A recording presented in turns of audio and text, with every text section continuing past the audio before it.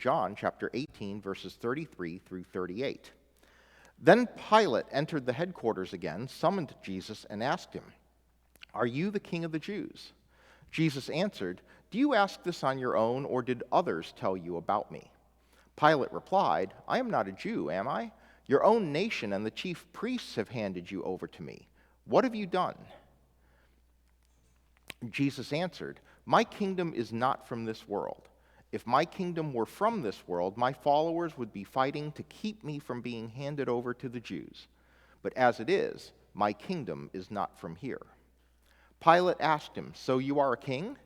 Jesus answered, "You say that I am a king. For this I was born, and for this I came into the world, to testify to the truth. Everyone who belongs to the truth listens to my voice." Pilate asked him, "What is truth?" After he had said this, he went out to the Jews again and told them, "I find no case against him." Well, we are in part 2 of a 2-part series I'm calling Rethink, where we have been trying to rethink our presumptions and think about what it is that we truly know as we move forward in life. And so last week we talked about this idea that, oftentimes we're creating a life that is within lines that have been pre-drawn for us. And so what we end up making is a pale imitation of a life that is structured according to what other people have told us. And that one of the things about being creative, about living into the life that we can best live into, is to really think of our lives as being on a blank canvas, that we have no lines to draw within, and that we create on this blank sheet. However, does that mean that you can do anything? Does that mean that you have absolutely no constraints at all on your life? No, I don't think so. I think that there is a fundamental rule that we have to go by that we actually often ignore, that we ignore it more often than we think, and it is the rule of asking ourselves this great question that Pilate asks, which is, what is truth? Now, he asks this question. One of the things to remember about Pilate is that Pilate is a Roman governor, and governor of Judea is not where you want to be in your career. Okay, and so this is a backwater province on sort of on the edge of things. Okay, and so when you're the governor of Judea, when this is where Caesar has sent you, the answer is not congratulations. It's a question of what did you do? Who did you offend? How did you find yourself off in this strange corner of the world? All right, so this is not his land. This is not where he is, okay? This is somebody who, instead of being assigned to the New York or LA office, finds themselves in Billings, Montana. Apologies to anyone online who might be from Billings, Montana. Okay, but it's kind of like that, all right? But along the way, you presume that he has seen many things. And so he has seen all kinds of things. He's been immersed in different cultures. He has been in places that worship different gods. And so truth is something that changes from place to place. All right. He's been in many places and experienced many things that people considered true. And so when Jesus says, "I'm here to testify to the truth," he's like, what is truth? And we all know that facts can be twisted, right? So we all know that facts can be twisted and manipulated in order to give a presentation that isn't true. And one of the problems in our society is that has caused people to actually doubt the existence of truth at all. Because too often they've seen people twist facts, all right, in order to make a statement that isn't true, or that which casts things in a really poor light. Like even in the church, I was on a Presbyterian church website a week ago, and someone posted these survey results with this clickbaity headline that was talking about stewardship, was talking about tithing, and they were trying, of course, because the average age of the Presbyterian church is way up there, okay? All right? So the average Presbyterian is sitting somewhere between retirement and funeral, okay? I mean, that's, it's an aging denomination. And so, of course, there was this natural thing of everyone loves to slam millennials and Gen X, and that's not my thing, okay? The younger folks are leading the way. They aren't to be slammed. But they decide to slam them by putting up this headline that says, the oldest generation is 7 times more likely to tithe to their church than, like, Gen Z. It's like, all right. It was true. But they took that 7 times, and what that 7 times really was that 7% of the oldest generation tithes and 1% of Gen Z tithes. And so if you sit there and go, it's actually 93% don't, versus 99% don't, okay?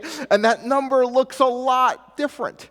So cast in that light, you sit there and go, oh, okay. So 93% of the generation that benefited from the longest run-up in real estate values and has these homes that, sell for 10 times what they paid for them and they're all paid off, only that 93% of that generation isn't tithing, okay? What's wrong with them? Okay, it's more that as opposed to the 99% of the youngest generation, which is now putting 50% of their income into rent because they've got to pay these hugely inflated real estate prices. Okay, so those are all facts, and you can twist them and create headlines that are really distorted, and they're all based on facts, and that makes people not trust what truth is. But the reality is that even though truth is not simply facts, truth does in fact rest on a foundation of facts. Okay? So you can take facts and twist them to create statements that aren't true, but if something is true, it has to have some basis in fact. Okay, that truth has to rest on a foundation of facts. Facts are not irrelevant just because they can be twisted. If you state something as a truth and the facts contradict it, it isn't true. All right. So we can't completely divorce these things. And the importance about truth, of understanding truth, is that truth is what leads us to good. There's a statement I want to read from the Constitution of the Presbyterian Church that actually talks about this, which I think is really important. It's a few slides. I'll just read this. It says that truth is in order to goodness, and the great touchstone of truth, its tendency to promote holiness, according to our Savior's rule, by their fruits ye shall know them. So it's a tie between truth and fruits, that your fruits aren't going to be good if they're not rooted in truth. And then it concludes by saying, we are persuaded that there is an inseparable connection between faith and practice, truth and duty. That if you are going to do what is good, you have to know what it is. You have to know what truth is. Truth is in order to goodness. Truth leads you to goodness. Goodness guides your actions. And if you are untethered to truth, your life will be untethered to goodness. Our deeds, by their fruits, you will know them. Our deeds are connected to truth.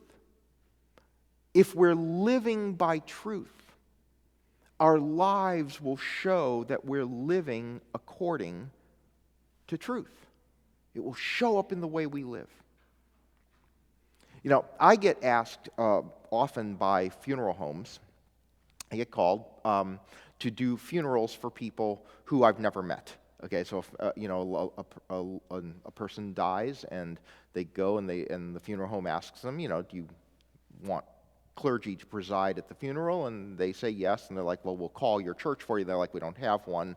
We'd like, do you know somebody?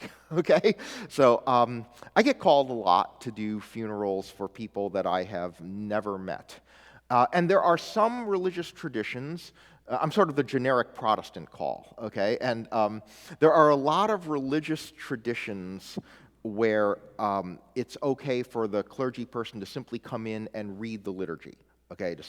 Where it's you just do the form and you read the liturgy and you just put a post-it note where the person's name goes, and that satisfies the family, okay? In some traditions, that's almost kind of what's expected, all right?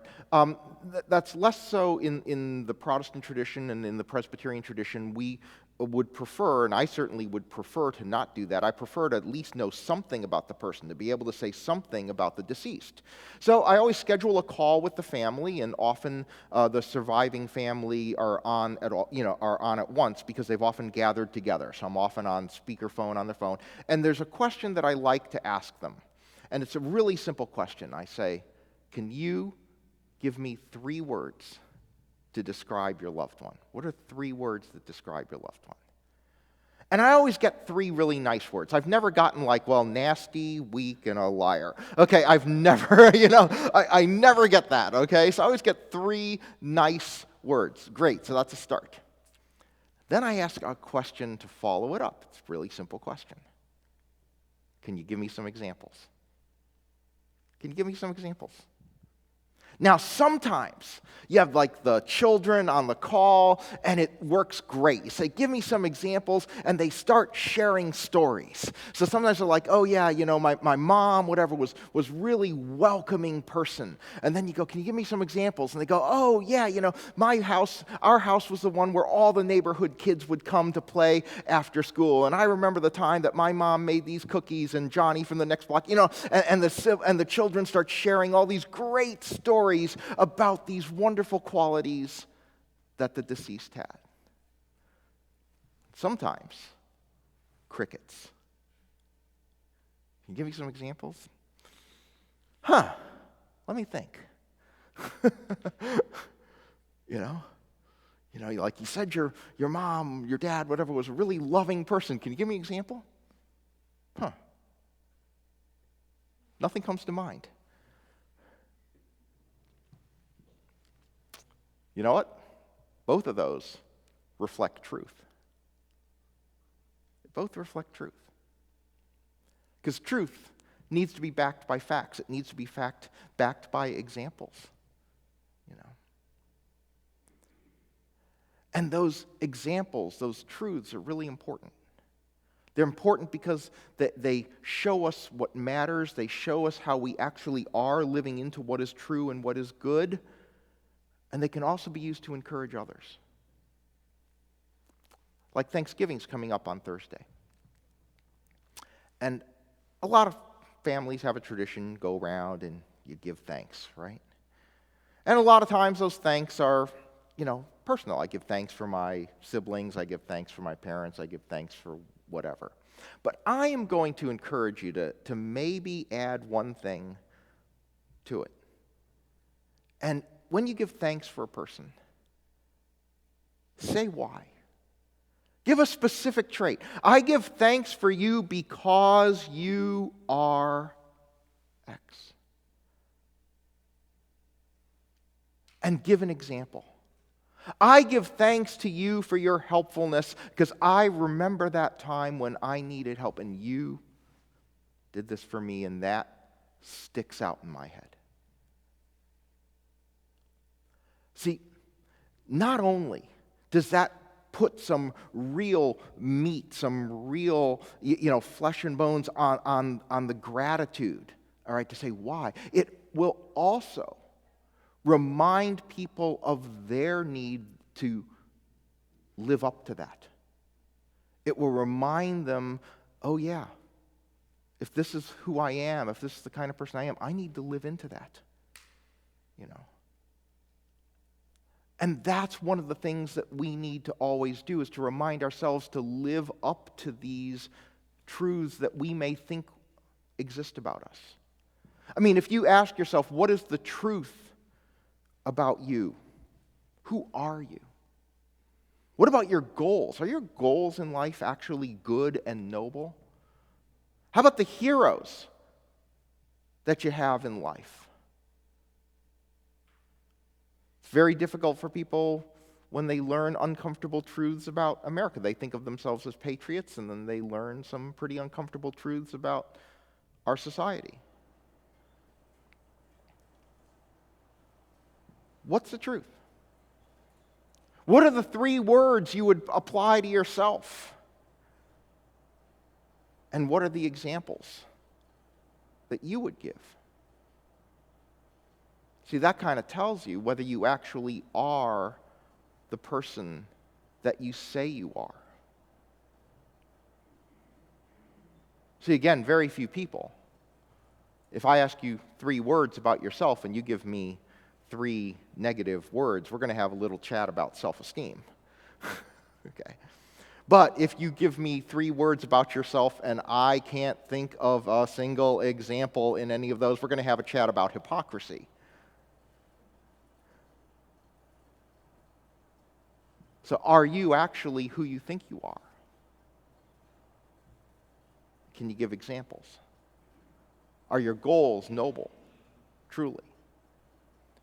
Are your heroes worthy?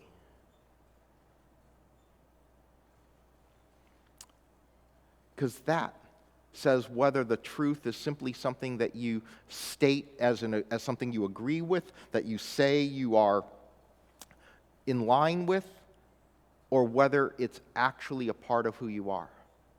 See, what Jesus says is kind of interesting. I love the way he phrased it. He said, everyone who belongs to the truth listens to my voice. He didn't say everyone who knows the truth listens to my voice. He said everyone who belongs to the truth. See, the truth has to be something that owns you. It dominates you. It's something that you can't go against because it is bigger than you and you belong to it. Do you know truth or do you belong to it? Do you know God or do you belong to God?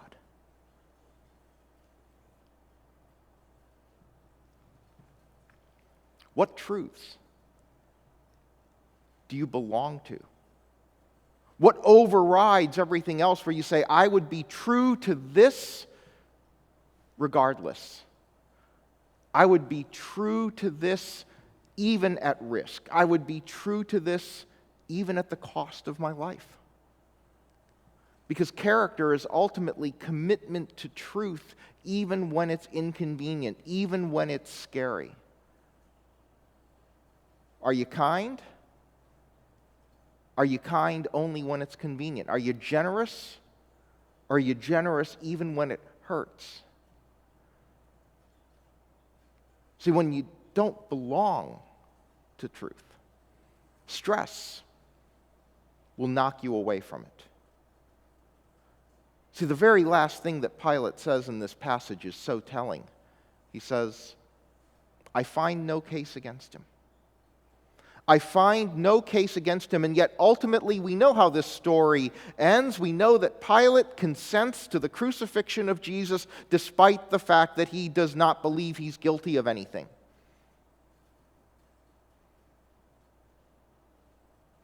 The person who said, what is truth?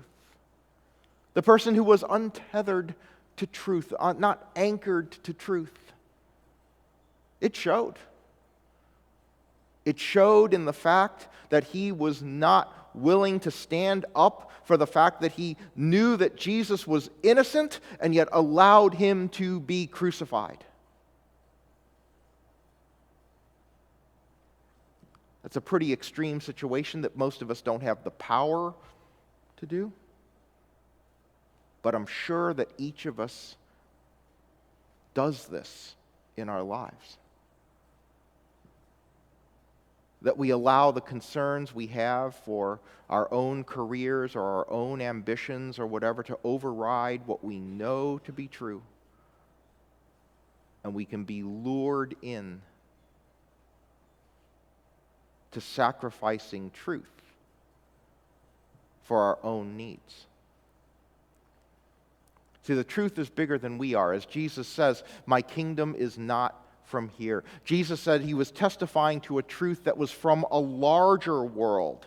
He was testifying to a truth that was beyond this world. See, often what happens is that when we trade in truth for for our own needs, what we're doing is we're trading in the reality of the larger eternal universe of God, of the kingdom of God, for our own local parochial needs.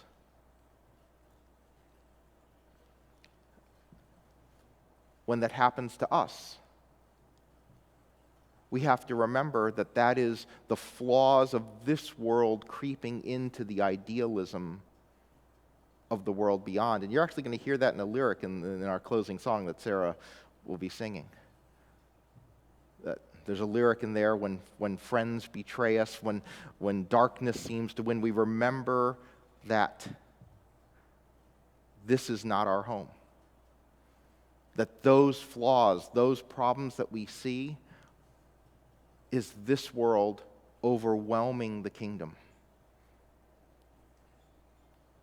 But we need to remember that we have to be accountable to truth that lies beyond our world. Because when we ignore truth, betrayal, injustice, greed, these are all things that come into play when we ignore truth. So let truth not just be something that you know, that you believe in, that guides you, but rather truth is something that you belong to.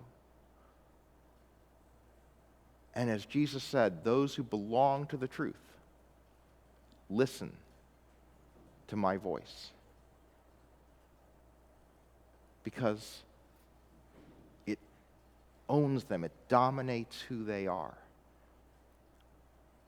And that's the one constraint we need to live our lives within, the constraint of truth. Amen.